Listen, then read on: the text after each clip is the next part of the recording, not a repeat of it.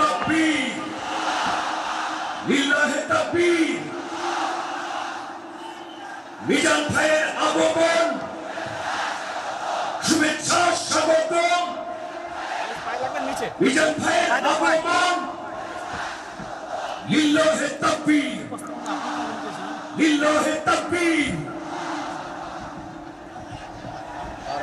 সম্মানিত হাজিরিন, আপনারা ভালো আছেন সবাই? শীতে কষ্ট হচ্ছে না? মাশাআল্লাহ। 3 দিন ব্যাপী তাফসিরুল কোরআনের প্রোগ্রামের সমাপনী রজনী আজকে। আমি খুব লম্বা সময় নিব না, এটা তো আমার বিভাগীয় প্রোগ্রাম। খুলনা বিভাগের প্রোগ্রাম পেয়ে গেছে যশোর। মাশাআল্লাহ, 9টা প্যান্ডেল আছে, এখানে ধাক্কাধাক্কির কোনো মানি হয় না।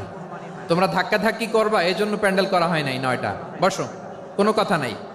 অনেক আলোচনা হয়েছে 3 দিন ব্যাপী। দেশ বরেণ্য প্রথিতযশা ওলামায়ে হযরতের মুখে আপনারা অসংখ্য কথা শুনেছেন। আমলের জন্য এগুলোই যথেষ্ট, নতুন করে আমার বলার কিছুর দরকার নাই। নতুন করে উপস্থাপনের মতো বলার মতো আমার কাছে কিছু নাইও।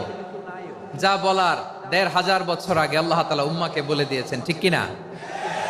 এমন কিতাব দান করেছে যে কিতাবে ভুল নাই, যতই পড়ি ততই শেখা যায়। বিয়ন্ডলেস, বাউন্ডলেস, বটমলেস, কুল কিনারা নাই, কুল কিনারা বিহীন সাগর। পড়েন সুবহানাল্লাহ। আসুন, এখানে আসার বসার এই প্রোগ্রামে অংশগ্রহণ করার উদ্দেশ্যকে, নিয়তকে আমরা খালেস করে নেই। আজকে আমরা যা শুনবো শিখবো আমলের নিয়তে শুনবো, ঠিক কিনা বলেন? শেষ পর্যন্ত নীরবতা বজায় রাখবো। আমি উঠবো, আপনারা উঠবেন। এর আগে ওঠা যাবে না। স্কেডিউলে একটু চেঞ্জ এসেছে, এশার সালাত হয়নি। আমার আলোচনার পরপরই আজান হবে। এশার সালাতে আমরা জামাতে অংশগ্রহণ করে একসাথে বিদায় নেব ইনশাল্লাহ। বলেন, যে টপিকটি নিয়ে আমি আপনাদের সামনে আজকে কথা বলতে চাই, টপিকটি অনেক গুরুত্বপূর্ণ। টপিকটি হচ্ছে হিউম্যান রিসোর্স ডেভেলপমেন্ট, মানব সম্পদ উন্নয়ন। কারণ আল্লাহ তাআলা আমাদের যা দেখ আর না দেখ এটা দিছে। মানুষ আর মানুষ, 18 কোটি মানুষ, ঠিক কিনা? এই 18 কোটির জনসংখ্যার দেশে বসবাস করে আমরা খুশি না বেজার? খুশি হইতে হবে, বেজার হইেন না। জাপানের খবর জানেন? তাদের গ্রোথ রেট নিচের দিকে, উল্টো।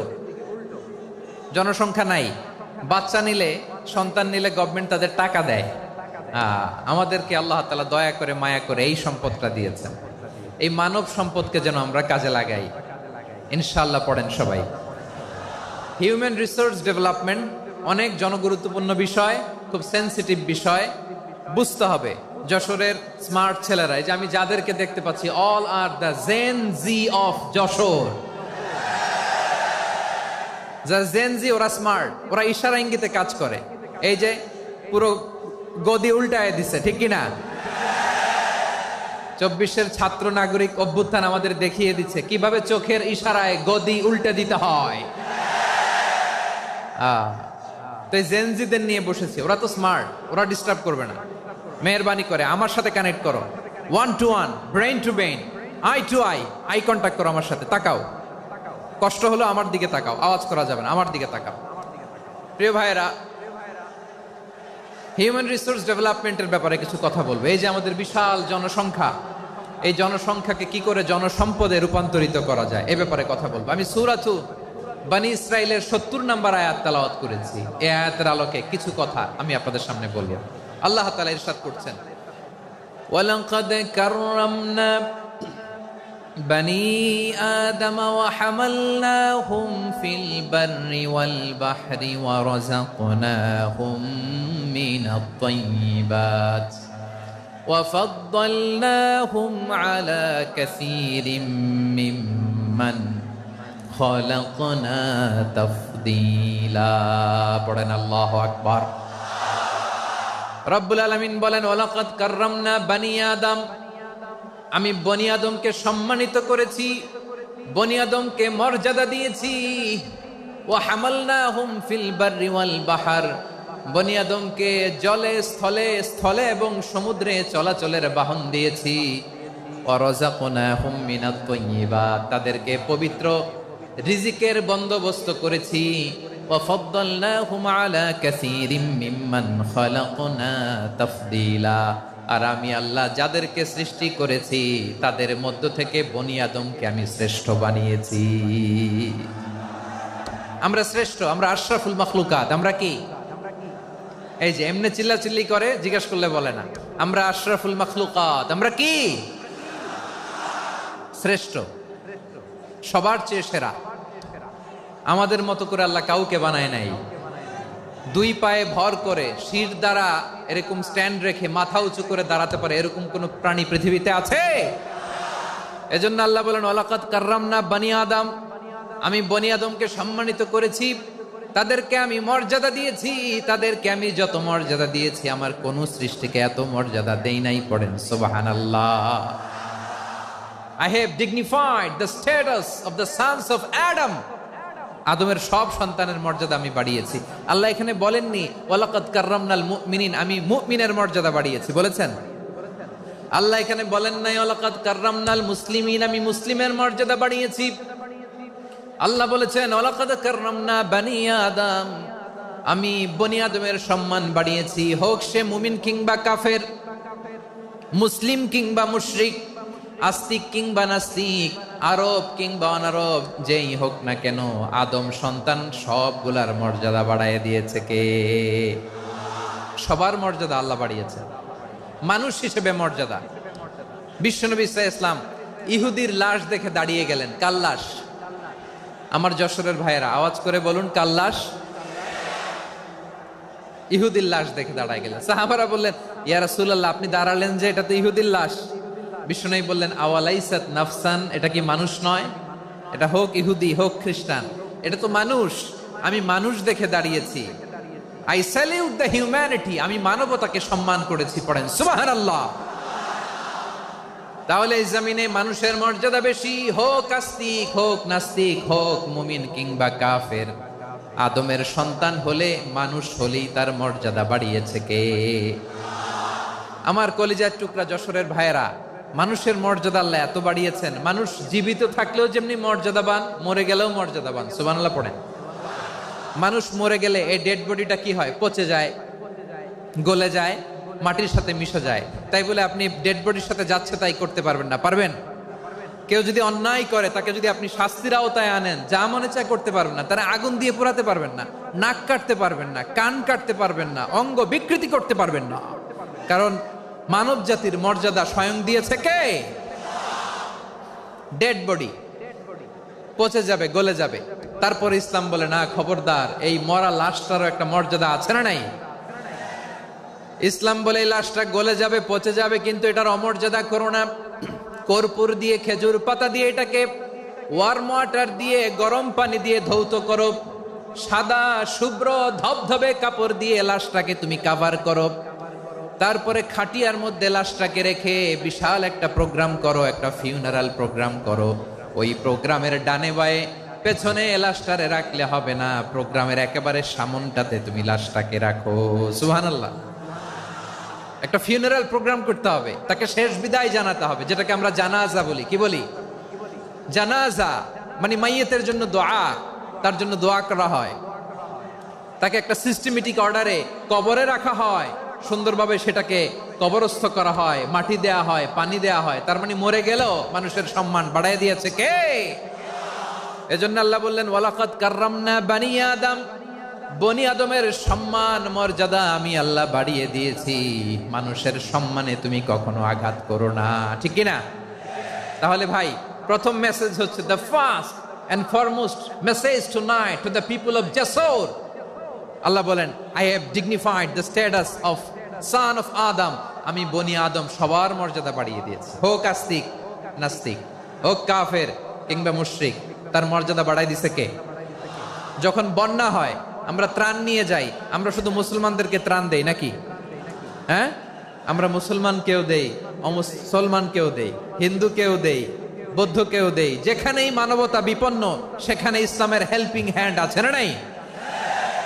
সুবহানাল্লাহ। কি দিন আমরা পেয়েছি, কি বিধান আমরা পেয়েছি। ওয়ালাকাদ কাররামনা বানি আদম, আমি বনি আদমকে সম্মানিত করেছি।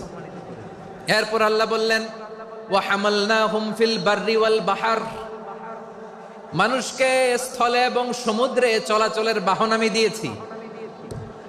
স্থলে কিভাবে চলবে, জলে কিভাবে চলবে, এই বাহনের ব্যবস্থা করেছে কে? এই জেনজি, এই স্যামড়া, ইরাম করতেছো কিসের জন্য?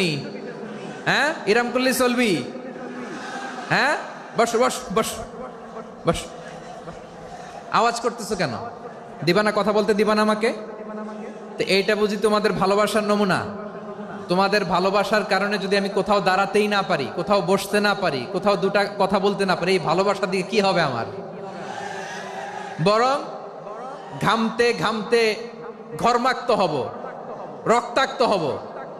কিন্তু সেন্ট্রাল থেকে, সেন্ট্রালি যে ইনস্ট্রাকশন আসবে, সেই ইনস্ট্রাকশনের এক চুল আমরা ডানে বায়ে যাব না। এইটা গণজাগরণের জন্য এইটা দরকার, ইসলামী বিপ্লবের জন্য এইটা দরকার। তো আধা ঘন্টা ধরে যদি তোমাদেরকে থামানোই না যায়, এই লস্কর দিয়ে আমি কি করব? আল্লাহর ওয়াস্তে নো নো নো স্লোগান, চুপচাপ একেবারে আমার দিকে তাকাও। আল্লাহ বললেন ওয়া হামালনাহুম ফিল বাররি ওয়াল বাহার, জলে স্থলে আমি চলাচলের যানবাহনের ব্যবস্থা করেছি। আমরা স্থলে ঘোড়ার উপরে চড়ি, উটের উপরে চড়ি, গাড়ির উপরে চড়ি। এই যে গাড়ির ইঞ্জিন বানাইছি আমরা, এটার মেধা দিয়েছে কে? আবার সাগরের মধ্যে আমরা নৌযান, জলযান, বড় বড় জাহাজ দিয়ে এক মহাদেশ থেকে আরেক মহাদেশ যাই, এক দেশ থেকে মালামাল গুলো আরেক দেশে পাঠাই। সাগরের ভেতরে নৌকাগুলোরে ধরে রাখলো কে? ওয়ালফুলকিল্লাতী তাজরি ফিল বাহরি বিমা ইয়ানফাউন নাস, মানুষের উপকার আছে এরকম সরঞ্জামাদি নিয়ে সাগরের উপরে বিশাল বিশাল জলযানগুলো চলে। এগুলো ডুবে যায় না, কাত হয়ে যায় না, পড়ে যায় না। এগুলোকে স্থিতিস্থাপকতাকে ঠিক করে রাখলো কে? আপনারা জাহাজ দেখেছেন? জাহাজ, হ্যাঁ, বাড়ি চট্টগ্রাম হইলে দেখতে পারতেন। দেখছেন? বিশাল বিশাল জাহাজ, বিশাল জাহাজ মালামাল নিয়ে এক মহাদেশ থেকে আরেক মহাদেশে যায়। গত মাসে আমার জাপান সফর ছিল।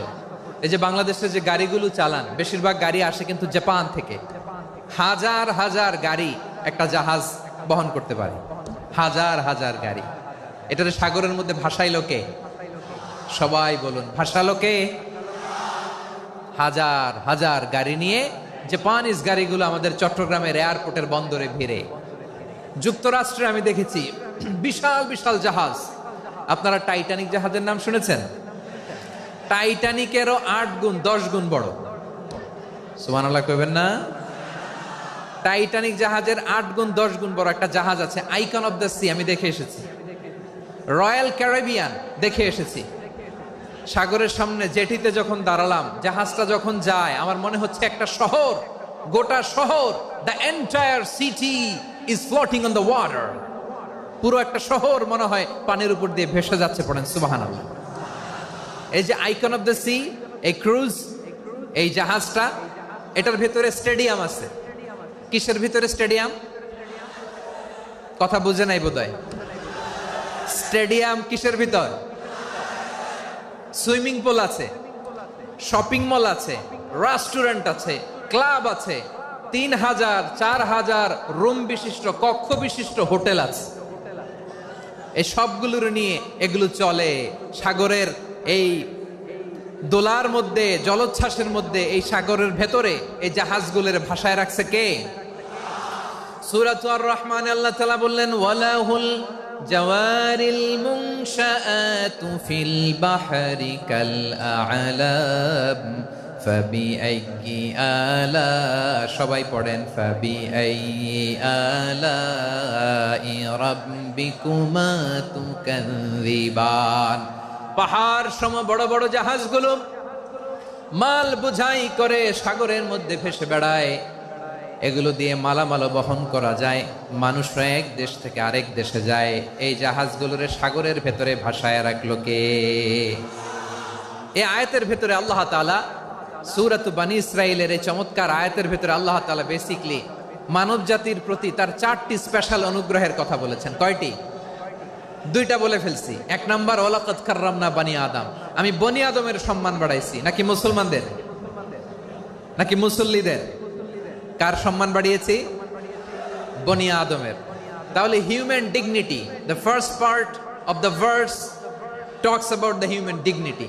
2 নম্বর অংশ আল্লাহ তাআলা বললেন ওয়া হামালনাহুম ফিল বাররি ওয়াল বাহর, স্থলে এবং সমুদ্রে আমি তাদের জন্য চলাচলের বাহন দিয়েছি।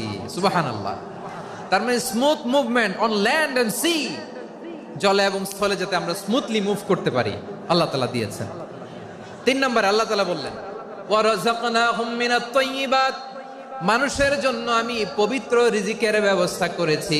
জলে এবং স্থলে যত প্রাণী আছে সবগুলা প্রাণীকে রিজিক দেয় কে? আমাদেরকে রিজিক দেয় কে? সাগরের মাছগুলোকে, বড় বড় তিমি মাছগুলোরে রিজিক দেয় কে?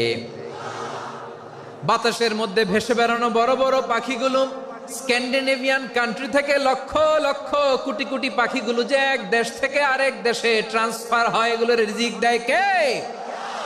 রব্বুল আলামিন বলেন ওয়ামা মিন দাব্বাতিন ফিল আরদি ইল্লা আলাল্লাহি রিজকুহা ওয়া ইয়ালামু মুস্তাকাররাহা ওয়া মুস্তাওদাআহা কুল্লুম ফি কিতাবিম মুবিন। আল্লাহু আকবার। রব্বুল আলামিন বলেন ভূপৃষ্ঠে বিচরণশীল যত প্রাণী আছে সব প্রাণীগুলোকে আমি আল্লাহ আমার নিজের কুদরতে রিজিকের বন্দোবস্ত করি। এই প্রাণীগুলো কোথায় থাকে, কোথায় যায়, সব জায়গায় আমি রিজিক পৌঁছে দেই। রিজিক কেউ দিতে পারে না, রিজিকের মালিক কে? রিজিকের মালিক তিনি আল্লাহ। এজন্য আল্লাহ তাআলা বললেন ওয়ারাযাকনাহুম মিনাত তাইয়্যিবাত। এরপর আল্লাহ বললেন ওয়া ফাদ্দালনাহুম আলা কাসীরিম মিম্মান খালাকনা তাফদীলা। আমি যত প্রাণী সৃষ্টি করেছি সকল প্রাণীর মধ্যে মানুষের মর্যাদা শ্রেষ্ঠত্ব আমি দিয়েছি। সুবহানাল্লাহ পড়েন। তাহলে 1 নম্বরে আল্লাহ বললেন আমি বনি আদমের মর্যাদা বাড়ালাম। এরপরে বললেন স্থলে এবং সমুদ্রে চলাচলের জন্য যানবাহন দিলাম। 3 নম্বরে আল্লাহ বললেন পবিত্র রিজিকের ব্যবস্থা করে দিলাম। এরপরে আল্লাহ বললেন যত প্রাণী আছে, সৃষ্টি আছে, সবগুলার উপরে আমি মানুষকে শ্রেষ্ঠত্ব দিলাম। সুবহানাল্লাহ। তাহলে সবচেয়ে বেশি শ্রেষ্ঠত্ব মানুষের। কার? মানুষের। শুধু তাই নয় প্রিয় ভাইরা, আকাশ এবং জমিনে যা কিছু আছে সবকিছু মানুষের জন্য, মানুষের কল্যাণে, মানুষের প্রয়োজনে, মানুষের বশীভূত করে সৃষ্টি করেছেন কে? রব্বুল আলামিন বলেন হুয়াল্লাযী খালাকা লাকুম মা ফিল আরদি জামিআ। এই জমিনের মধ্যে যা কিছু আমি আল্লাহ সৃষ্টি করেছি সব কিছু আমি মানুষের জন্য সৃষ্টি করেছি। পড়েন সুবহানাল্লাহ। হুয়াল্লাযী খালাকা লাকুম মা ফিল আরদি জামিআ, যা আছে সব আমাদের জন্য, সব আমাদেরকে সার্ভিস দেওয়ার জন্য, আমাদের উপকারের জন্য, আমাদের কল্যাণের জন্য। আওয়াজ করে সবাই পড়ুন আল্লাহু আকবার। অন্য আয়াতে আল্লাহ বললেন ওয়াসাখখারা লাকুম মা ফিস সামাওয়াতি ওয়া মা ফিল আরদি জামিআম মিন ইন্না ফি যালিকা লাআয়াতিন লিকাউমি ইয়াতাফাক্কারুন। প্রথম আয়াতে আল্লাহ বললেন জমিনে যা আছে সব তোমাদের কল্যাণে আমি সৃষ্টি করলাম। এরপরে আল্লাহ বললেন আকাশেও যা আছে সব তোমাদের জন্য সৃষ্টি করলাম, তোমাদের অনুগত বানায় দিলাম। পড়েন সুবহানাল্লাহ। মানুষের কি ব্রেইন দেখেন, মানুষ জমিন ছেড়ে আকাশে চলে যায়। পাখি দেখে মানুষের শখ হলো পাখি যেহেতু উঠতে পারে আমরাও পারবো। অরবিল রাইট, উইলবার রাইট, 2 ভাই মিলে আঁকাঝোঁকা করতে করতে করতে করতে প্লেন বানায় ফেললো। কারণ সুবহানাল্লাহ। এখন পাখিও ওরে, আমরাও ওরি। এরপরেই মানুষের কৌতূহল থামে না এখানে। মানুষ চলে গিয়েছে চাঁদে। কোথায় গেছে? এখন কিন্তু চাঁদে জমি বিক্রি হয় জানেন। পৃথিবী নিয়ে মারামারি শেষ। রাশিয়া আমেরিকা এখন ধরছে চাঁদ আর মঙ্গল গ্রহ। এখন চাঁদে জমি বিক্রি হয়, মঙ্গলে জমি বিক্রি হয়। এই চাঁদ, মঙ্গল, বৃহস্পতি, শনি সব আল্লাহ তাআলা আমাদের জন্য বানিয়েছেন। সুবহানাল্লাহ পড়েন। মানুষ সাগরের উপরে চড়ে, শূন্যে ভেসে বেড়ায়, পাহাড় কেটে সুড়ঙ্গ বানায়, টানেল বানায়। মানুষ ব্রডব্যান্ডের লাইন নিয়ে যায় সাগরের ভেতর দিয়ে, এক দেশ থেকে আরেক দেশে, এক মহাদেশ থেকে আরেক মহাদেশে। সুবহানাল্লাহ পড়েন। তার মানে গোটা বিশ্বের সবকিছুর উপরে control, superiority over all creatures, সবকিছুর উপর কন্ট্রোল, মনিটরিং, নিয়ন্ত্রণ, এটা প্রতিষ্ঠা করে দিয়েছে কে? এজন্যই মানুষের শ্রেষ্ঠত্ব। ওয়ালাকাদ কাররামনা বানি আদম, আমি বনি আদমের সম্মান বাড়িয়েছি, মর্যাদা আমি বাড়িয়ে দিয়েছি এই কারণে, কারণ মানুষ সবকিছুর উপর নিয়ন্ত্রণ নিতে পারে। মানুষকে নিয়ে এই কোরআনের সব আলোচনা, মানুষকে নিয়ে এই কোরআনের সব। তাই কোরআনের কেন্দ্রীয় আলোচ্য বিষয় হচ্ছে মানুষ। কোরআনের কেন্দ্রীয় আলোচ্য বিষয় কি? যশোরের ভাইয়েরা বুঝে থাকলে সবাই বলবেন, কোরআনের কেন্দ্রীয় আলোচ্য বিষয় কি? এই যে আমি মূল আলোচনায় যাচ্ছি এখন। কেন মানুষ কোরআনের কেন্দ্রীয় আলোচ্য বিষয়? এই যে ভাইয়েরা, এই যে হাত জোর করে, এই যে Jessore Gen Z, the smart people of Jessore, হাত জোর করে বলতেছে, হাত জোর করে তোদের কাছে আল্লাহর দোহাই লাগে, স্টপ স্টপ। শুরুতে একবার বলেছে জায়গা না হলে আস্তে আস্তে ধাক্কা দিবা, সামনে না পিছনে, দিয়ে দিয়ে বেরোয় চলে যাও। এলইডিতে দেখো, এই যে আল্লাহর ওয়াস্তে জায়গা না হলে ওদিকে যাও। কোরআনের মাহফিলে বিশৃঙ্খলা, এটা কাফিরদের আলামত। কাফিররা শীষ দিত, শীষ। বিশ্বনবী কোরআনের তাফসির করলে কাফিররা শীষ দিত আর ক্ল্যাপিং করত, হুইসেল এন্ড ক্ল্যাপিং। তো আমরা কি এখানে বিশৃঙ্খলা করতে আসছি? তো বারবার থামানো লাগে কেন? কোনো আওয়াজ হবে না, বললাম তো, স্টপ। আওয়াজ করে বলুন, কোরআনের কেন্দ্রীয় আলোচ্য বিষয় কি? সবাই বলেননি। এতগুলো মানুষ উত্তর দিলে এতটুকু আওয়াজ হয়, অন্তত আমি বিশ্বাস করি না। যশোর, আওয়াজ করে বলো কোরআনের কেন্দ্রীয়